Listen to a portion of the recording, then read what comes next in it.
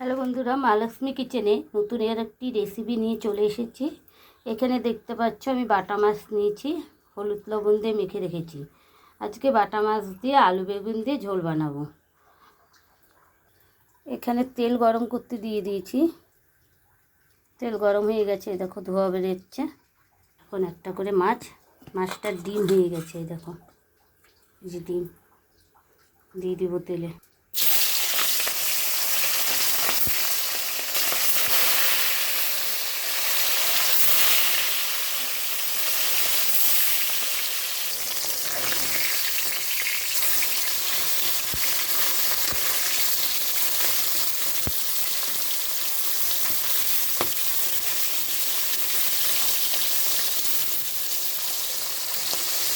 মাছ ভাজা হয়ে গেছে, এখন নামিয়ে ফেলবো। বেশি কড়া ভাজবো না, যেহেতু আলু বেগুন দিয়ে ঝোল বানাবো, একটু হালকাই ভেজে নেব।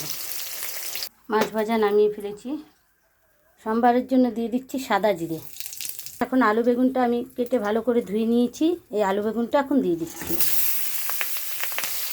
ভেজে নেব।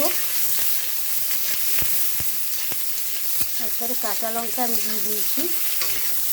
আলু বেগুনটা ভাজা হয়ে গেছে, এখন দিয়ে দিচ্ছি জিরের গুঁড়ো, দিয়ে দিচ্ছি হলুদের গুঁড়ো, স্বাদ মতন লবণ, সব কিছু একসঙ্গে মিশিয়ে দিচ্ছি। দিচ্ছি লঙ্কার গুঁড়ো, সামান্য একটু আদা থেতো করে রেখেছি, সেই আদা থেতোটা দিয়ে দিচ্ছি।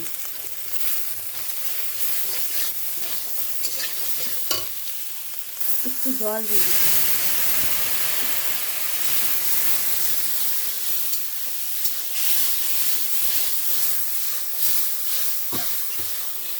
সামান্য একটু চিনি দিয়ে দিচ্ছি, ভালো করে কষিয়ে নেব। কষানো হয়ে গেছে, মাপ মতন জল দিয়ে দিচ্ছি। আর জল দিব না, একটু পাতলা টাইপেরই বানাবো। এখন মাছ ভাজাটা দিয়ে দিচ্ছি।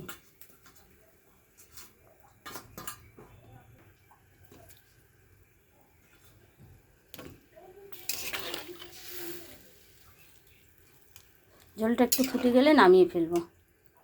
আজকে মা লক্ষ্মী কিচেনে হোম ডেলিভারি খাবারে যাচ্ছে বাটা মাছের ঝোল, আলু বেগুন দিয়ে, সয়াবিনের তরকারি, মুসুরির ডাল, পটল ভাজা, সাদা ভাত। মাছের ঝোল আমাদের হয়ে গেছে, এখন নামিয়ে খাওয়ার পারবো।